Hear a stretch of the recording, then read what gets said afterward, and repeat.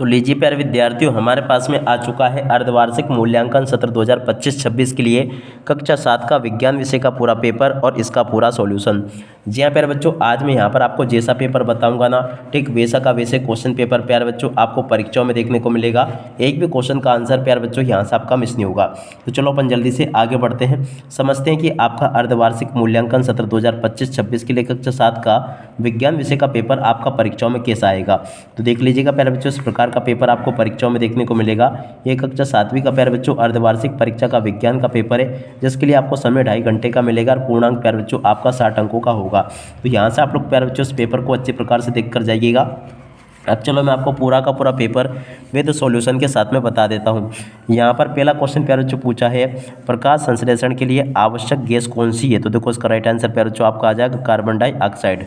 और अब अगला क्वेश्चन, ऊष्मा का सबसे अच्छा चालक कौन सा है। तो देखो बच्चों लोहा इसका राइट आंसर होगा। और अब अगला क्वेश्चन, अम्ल का स्वाद कैसा होता है। तो देखो प्यारे बच्चों इस क्वेश्चन का उत्तर आपका आ जाएगा खट्टा होता है। और उसके बाद में देखो अगला क्वेश्चन पूछा है, विद्युत धारा के तापीय प्रभाव का उपयोग किस में होता है। तो देखो प्यारे बच्चों विद्युत धारा के तापीय प्रभाव का उपयोग किस में होता है, बल्ब में होता है। बल्ब इसका राइट आंसर आपका आ जाएगा, ठीक है। और अब अगला क्वेश्चन अपन पढ़ते हैं, निम्न में से कौन सा एक रासायनिक परिवर्तन है। तो देखो प्यारे बच्चों इस क्वेश्चन का उत्तर आपका आ जाएगा लोहे में जंग लगना, ठीक है ना प्यारे बच्चों, क्या होगा लोहे में जंग लगना, इस क्वेश्चन का उत्तर आ जाएगा, ठीक है। देखो यहाँ तक के सभी क्वेश्चन और उन क्वेश्चन के उत्तर प्यारे बच्चों मैंने आपको बता दिए। अब चलो उसके बाद में अपन आगे के इन सभी क्वेश्चन के उत्तर को देख लेते हैं। यहाँ पर प्यारे बच्चों क्वेश्चन पूछा है, पौधों में पत्तियों में हरे रंग का वर्णक कौन सा है। देखो प्यारे बच्चों इस क्वेश्चन का उत्तर आपका क्लोरोफिल आ जाएगा।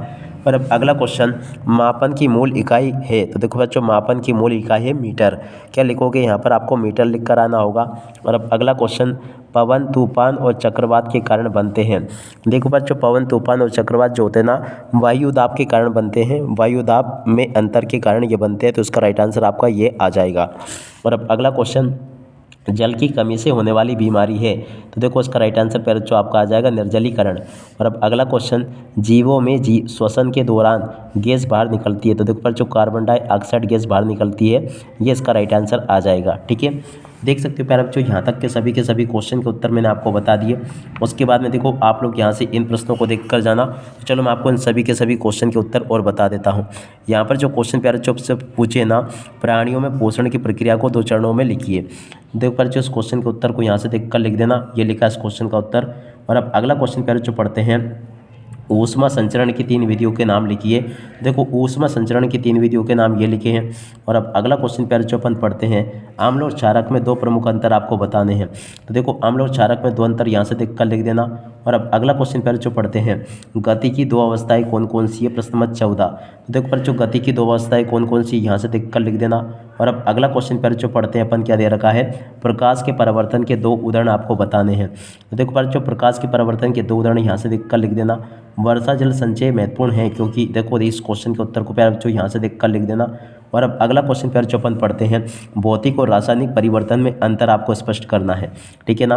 तो यहाँ से आप लोग प्यारे बच्चों इस क्वेश्चन के उत्तर को देख ले, भौतिक और रासायनिक परिवर्तन में प्यारे बच्चों आपको अंतर इस प्रकार से स्पष्ट कर देना है। और अब अगला क्वेश्चन प्यारे बच्चों अपन पढ़ते हैं, क्या दे रखा है, मृदा के विभिन्न परतों के नाम और उनकी विशेषताएं आपको बतानी है।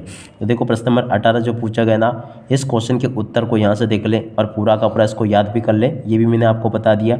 और अब अगला क्वेश्चन प्यारे बच्चों अपन पढ़ते हैं, विद्युत चुंबक क्या होता है, इसका उपयोग कहाँ किया जाता है।